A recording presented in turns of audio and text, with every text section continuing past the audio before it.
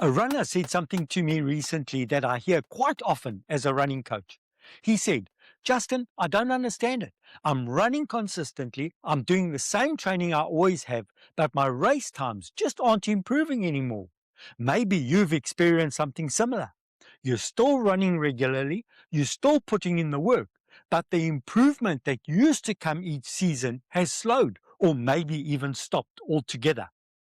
At that point, many runners start asking themselves some difficult questions. Am I getting too old? Have I reached my limit? Is this just as good as I'm going to get? But in most cases, the answer is actually much simpler. I see plateaus happen for very specific reasons. And the good news is they're usually very fixable.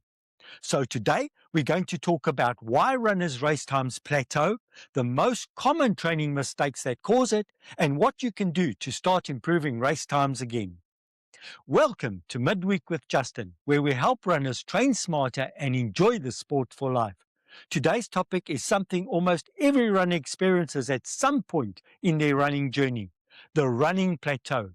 You might be running the same race times, stuck at the same training pace, or feeling like your fitness just isn't improving anymore. But here's an important point. Plateaus really happen because your body can't improve. They usually happen because your training stimulus hasn't changed. A plateau is simply when performance stops improving despite consistent training. You're still running, you're still training, but the progress has stalled. You might notice things like race times that don't improve, training paces that stay the same, or workouts that feel exactly the same month after month. The reason this happens is actually quite simple. The body adapts very quickly to training, and once it adapts, the same training no longer creates improvement. Improvement requires a new stimulus. A quick question for you. When was the last time you actually improved a race time? Just think about it for a moment. If you had to stop and think about it, there's a good chance you might be experiencing a plateau right now. When runners plateau, they often assume it's something complicated. Maybe their genetics, maybe their age, maybe their talent. But I've noticed that almost every plateau comes back to just a handful of training mistakes. Let's go through the most common ones. Reason 1: running the same training every week. This is probably the most common cause of a plateau.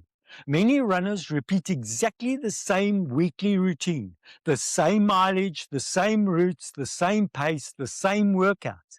Eventually, the body adapts to that training, and once it adapts, improvement slows down or stops. I often say to runners, your body only changes when your training changes. Reason 2: no progressive overload. In training, we talk about something called progressive overload. That simply means gradually increasing the training stimulus over time.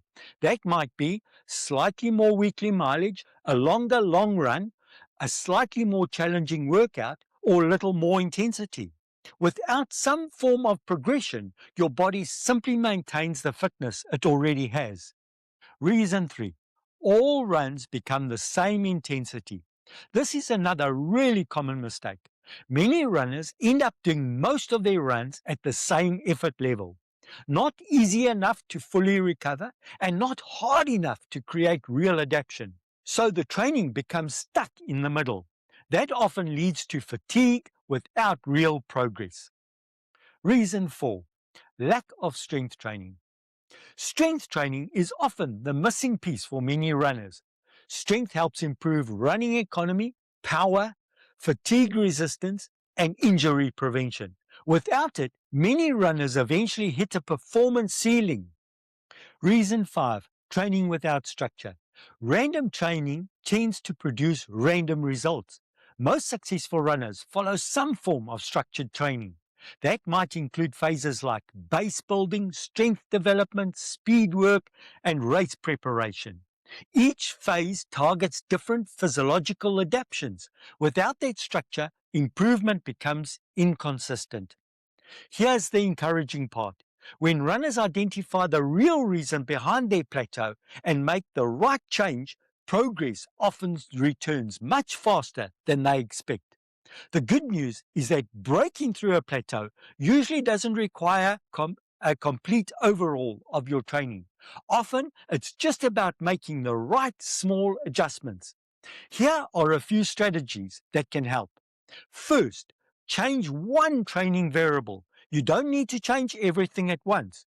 You might just adjust your weekly mileage or long run distance or your workout structure or add some hill training. Even small changes can create a new stimulus. Second, add variety to your workouts. This might include things like interval sessions, progression runs, hill repeats, or fartlek training. Variety challenges the body in different ways. Third, consider adding strength training if you're not already doing it. Even 2 sessions per week can make a noticeable difference.